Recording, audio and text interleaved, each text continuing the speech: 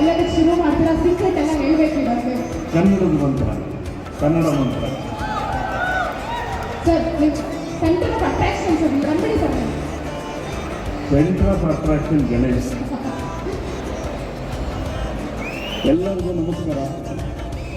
बोलो भारत माता की, बोलो भारत माता की.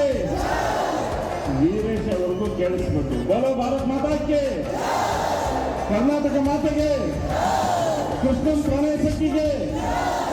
Thank you. ಜೈ.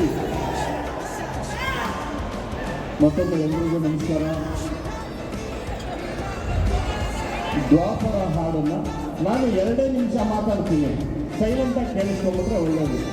ಇಲ್ಲಾಂದರೆ 2 ಅವರ್ ಮಾತಾಡ್ತೀನಿ. ಅದು ಪ್ರಾಬ್ಲಮ್ ನಂದು.